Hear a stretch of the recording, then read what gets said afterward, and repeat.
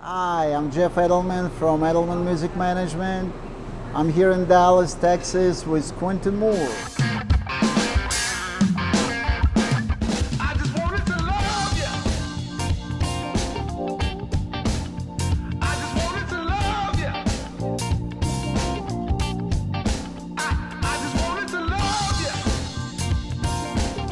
Yeah. I just wanted to love you. Good God. I just wanted to love you. Wanna be your chocolate daddy? Can I be your chocolate daddy? Wanna be your chocolate daddy? Hey, I'm here with Quentin Moore in Texas. What exactly this place? This is Las Colinas, Texas, the Toyota Music Factory. It's a nice place. I like it here. Can I ask you a few questions if you don't mind? Let's do it. Let's do What it. is your creative process like? Anything that I may see in the world, a tree, a car, the weather, a beautiful woman, my inspiration can spark from anything like that. Any physical object, any, emotion from that physical object or weather from phenomenon or anything. So it always starts there and then we just build on that later in the studio or whatever we got. You've been in Russia a lot. What is your favorite Russian travel story? What was the difficult things for you during those tours? First of all, I love Russia. It's funny because as a kid, I dreamed of going to Russia. I can truly say that Russia has exceeded all of my expectations that I ever had, and it's just a beautiful place, beautiful people, very warm. So I've loved Russia. Russia has become a part of me, and a part of my, of my life, and so it's something that's important to me. If I were to say if there was a hard thing about Russia, I don't know. Maybe sometimes language barrier. There's not. But you speak Russian? Choo-choo. Choo-choo. Choo-choo the Ruski. Choo-choo the Ruski. Yeah, don't say all words because half of it is a bad word. So it's, anyway. I learned all the bad words. I guess most people would say the climate, but I like the climate. It's not. I mean, I wouldn't want to live year round in the cold, but I know when I go, it's going to be cooler than the United States. So I'm just prepared for that. But other than that, I mean, when I'm on the tours, the only other hard thing about it is really just the time zones, just adjusting to the time zones and everything. But there's not much bad I can say about Russia. I don't know. What is the main difference between the audience here in the United States and in Russia, if you can notice it? The Russian audience is very attentive, very serious. They listen to everything, and while you're playing, if I wasn't playing music, you could hear a penny drop. And so as an American, it's totally different. Here in America, even at concerts of their favorite artists, people are yelling, screaming, singing along, jumping up and down, talking to each other, taking selfies and all of this. But it seems like to me, like the Russian audience is more trained, at least from some of the audience that I played, like Philharmonic halls, more especially. When I first got there, I was like, oh yeah, this is very different. But they're just like any other crowd. Once they get to know you or you open up and you set the atmosphere, they'll dance just like the American crowds. They'll get up and have a good time. Even once in Siberia, I signed a girl's phone, and I posted it on Instagram, and everybody's like, "That's not her real phone. That's like a fake phone or maybe for work." And then she saw the comment and she said, "No, this is my real phone." You're mostly playing with different bands. So you're coming to another city, you're rehearsing. Sometimes you are coming at the same day as a concert. So how you dealing with that? The first thing I focus on is making sure that the musicians are comfortable, that they are getting acclimated and feeling the music. And don't worry about me because I wrote the songs. I'm gonna perform fine. I want you to have the music. I want you to appreciate it for what it is. I want you to feel it. So when we perform it and play it, we're playing it to 100%. So have fun, be yourself, feel the music, let the music come inside of you, and you express it in your way. Don't worry about, trying to compete with any type of American musician or anything. No matter what, have fun. That's the number one thing. We're here because we love music, no matter what genre it is. It's great. I've got a lot of friends that I've made from there. Some of the Russian musicians have played on my record, Anna Korolova, and you know, she's played on the record. We've got some future plans as well as with other Russian musicians. And hey, who knows, maybe a Russian musician album featuring Quentin Moore.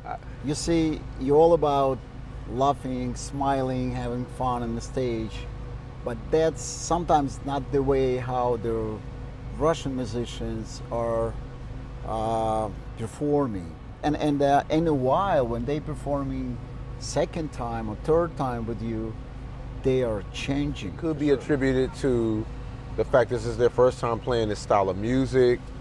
Obviously, the more we get to know each other, the more they're comfortable with me, performing with me, we're gonna have fun. It's not because of,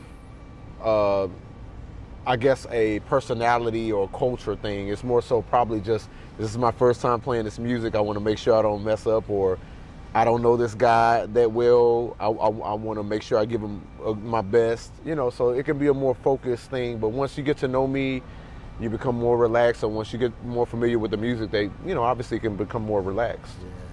Well, performing on stage, the artist feels extremely intense experiences. What is one word you can to define these feelings? Oh man, you know what? It's funny you say that, because one of the best moments in my life was the Kozlov Club outdoor open air festival. Yeah. I will never forget that. It was a situation, I was like, you got 1,000 people out here singing and dancing to my music, you know, great musicians, you know, billboard up with your name on it. And it was just a great feeling. The best way I can describe that, it was just like kind of like an out-of-body experience, you know. It's kind of like, is this real? This is a dream, you know. And so, oh man, you know, that was one of the best concerts of my life, you know. And I just remember when you called me for that, and I was like, oh man, I'm excited about this. You know, this is great. So thank you, Ariak.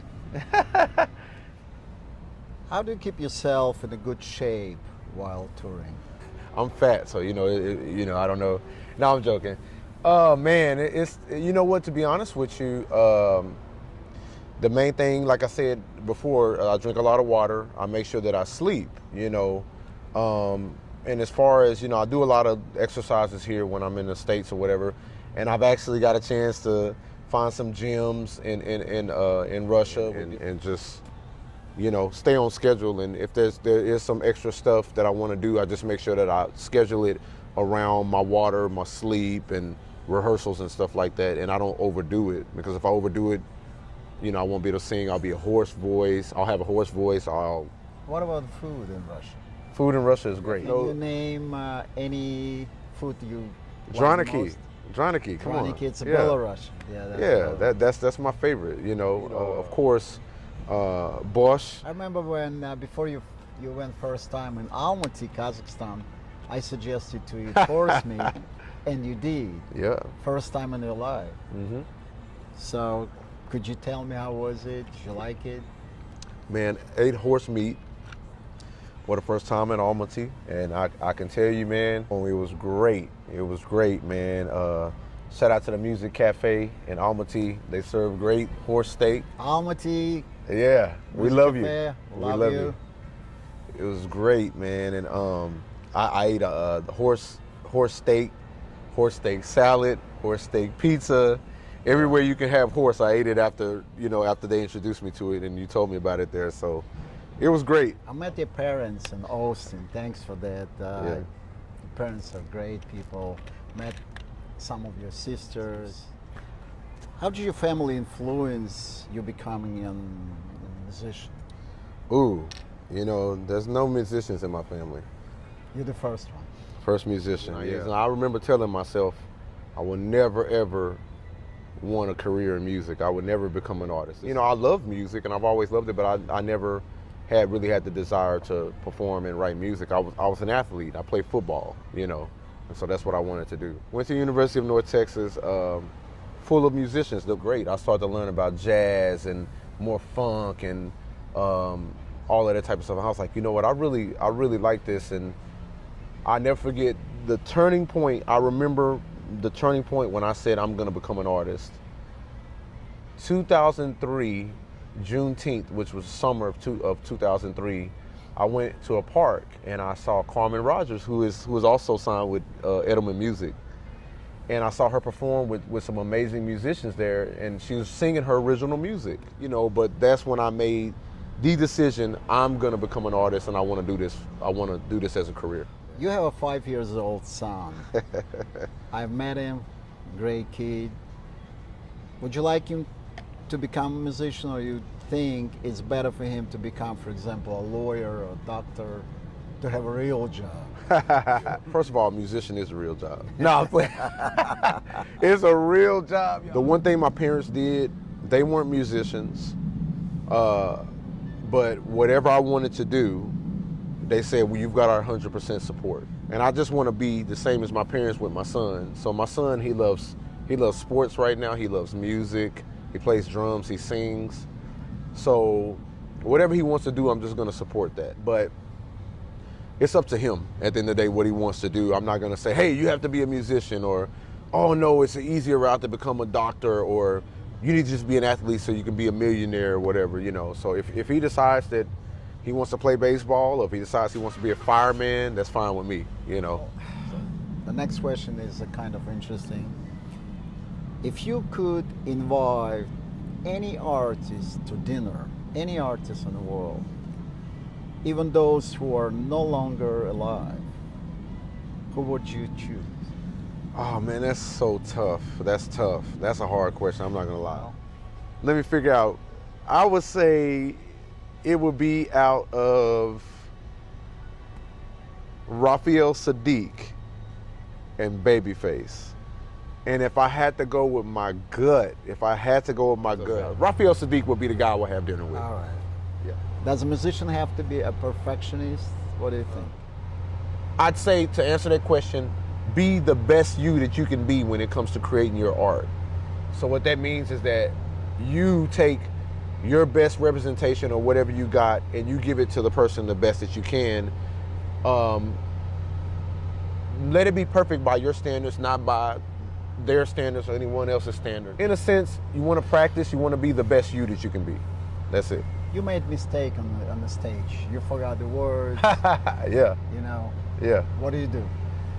If I make a mistake on stage, most of the time I laugh it off. You know, it's a situation where it can happen. We're not robots. You know, and some people really get upset and they beat themselves up. You make a mistake, but I want to have fun, number one. So a mistake is not the end of the world. You know. What is the most useless talent you have? Ooh. Just off the top of my head, random. I don't know. It's not unusual, but I can take a piece of paper, trash, and I can throw it behind my back into the trash can. I don't know. That's the first thing I can think of. Kind of like basketball, yeah. It's like a behind the back pass shot. So I can take a piece of trash and just throw it behind my back and make it in a trash can, you know. It's worthless. Why not just go to the trash can and dump it in, but whatever. If you were a musical instrument, what instrument would you be and why? I would say a bass guitar. And the reason I'd be a bass guitar, outside of even that, I mean, I'm naturally a baritone. And so what the funny thing is, I mimic bass a lot with my voice. I like, and bass is just a commanding instrument. It's manly, it's brawny, it's strong, you know. So I'll just say, if I was an instrument, I'd be a bass guitar, you know. If somebody's cheating you, some girl is cheating you, will you forgive her? Yeah, I mean, it just depends on the situation. It depends on the situation. For example, I mean, if it's like a situation where maybe I was wrong, then I will forgive the situation. But if it's something where, you know, she was just doing bullshit and just like, hey, I don't care about you, and she's like, hey, I'm leaving you, because there's a difference between me saying, oh. What is your part of your character do you dislike? when I'm not happy about something, I tend to have no filter. I think if I had better control of my emotions and my mouth, I had a better filter, I can still get the same message across while being less rough and abrasive, you know. And so that's one thing. That's what you dislike? That's what I dislike, yeah. And so that's my thing. It's like, so you don't think that's bad? No, but it's a way you gotta do it. It's a way you have to do it. I can see some other I can see some other things. And I told you to be honest with me. What was the most unusual moment when a new melody popped up in your head? I would say there's been several times where I've been in interaction with others, and I've had to say, oh no, I have to cut this interaction now because I have to remember this melody. You know, so that would be the most unusual for me, because once that melody hits, I can't listen to you anymore. What do you like for fun beside the music? Yeah, I play a lot of basketball. I do a lot of weightlifting. I do a lot of running. I'm a runner. Something new since this pandemic has started, I'm a cyclist. I bought an expensive bicycle. I worked my way up and I learned a lot about bicycles, ranging from mountain bikes, hybrid bikes, and now I'm riding a road bike. And I've gotten to this culture of cycling, and it's something that's new and it's great. I've really enjoyed it. I don't mind catching a movie, laughing, a comedy movie or anything like that. Of course, you know I love food. I'm gonna take you to every restaurant here.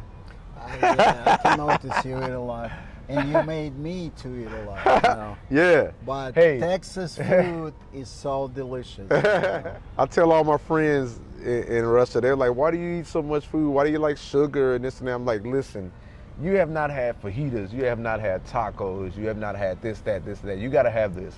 Then you can talk to me. If you can discipline yourself with living with this food in Texas, the Louisiana food, the barbecue, the burgers, the Mexican food, oh my God. If you can discipline yourself with that, the ice cream and cakes, red velvet cake, if you can discipline yourself with that and not get fat, then you are a champion. I'm there. All right, listen, I have a very good connections in Hollywood. Okay. If Hollywood decided to make a movie about your life, who would you choose for the lead role? Man, that's good. You know what? I would say, man, depending on, for the younger me, I would choose my son. Okay. I would try to train him. Maybe he can do some stuff. Then, but for the in older, your current age, no, for my current age, I would choose Jamie Foxx. Jimmy Foxx. Hands down, that's the guy, man. Impressions, everything. I'll talk to him. Talk to him. Let Yeah, me know. I thought Denzel Washington, but he's too old. Probably. No, Denzel. He's great. He can play your father. Yeah, he can play my father. Let Denzel play my dad. That'd be great. Let's pretend we finish interview, and you step outside of this table, and you find a lottery ticket that ends up winning $10 million. Ooh. What would you do? The first thing I would do is thank God. The second thing I would do, I will build my mom a house and get my parents a house. And I would make sure that everything is taken care of with my parents and my siblings and my family, my son and everything. Then I gotta take care of my church. I gotta build my church, a new church. I gotta get them taken care of. After that, we're gonna donate to some type of special cause. You know, we have to do some research. But after that, we're traveling. We're getting this music to a high level. I will never stop music. I don't care how much money I have. So that's in a nutshell what I would do. So you're not gonna look for the person who lost that ticket. Yeah, that's what the question. This is the real you. Okay, I thought you were gonna scream, "Hey, somebody lost the ticket." Or you put some notes. I don't know, man. You didn't win this money. You just I'm sorry. found the I'm ticket. sorry. That's tough there, man. I mean, Yes. you know, so if someone knows that they lost a lottery ticket in Las Colinas, I could say, hey, you know. Let's split it. And then, no. They'll give me $1 million and I still would do something with that money. What I told you, that's what I do. So my mind went straight to the money. So, but they will give me some money, I'm pretty sure, and I will take that money and do what I said I would do. That's a good answer. It's a trick question. He tricked me. And the last question I really have, and I didn't want to ask you that, but I think I should. All right. What do you think people, and especially musicians, should do in this crazy time when when we're living in a strange world with all this pandemic, and it's hurt our industry a lot, the most, I said. Yeah. What do you think we should do, or musicians should do, to pass this period, to be prepared for the better time? I hope it's going to happen. The three things that came to my mind while you asked that question. Number one and most important thing is to stay positive. Things aren't going good, but this is a test of how strong you are. If you're strong during that time, you can be strong at any time. You know, but if some people, when bad times come, they go all the way to the ground and that's it, they just give up. So two is kind of the same.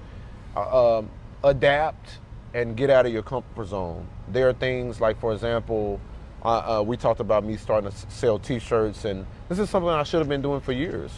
But now the pandemic has said, okay, Quentin, you have to start a t-shirt business, start an e-commerce business, and this is something that I love to do, but I've never done it. This is another form of income. Even when we start back touring again, I can still sell t-shirts. It's great. Number three, don't give up. Don't give up at all. You know, make sure that you, if for example, a musician, if music is your love, you stay with the music. Whatever you have to do, if you have to go work a day job, if you have to sell lemonade or coffee or water or whatever, or be a delivery or Uber driver, don't give up on your music, you know, because times will change. So stay positive, adapt, get out of your comfort zone, don't give up, and make the best of it. It's a pleasure to talk to you. That's it. That's it. Woo! This was great. I Yeah. hope. I just wanted to love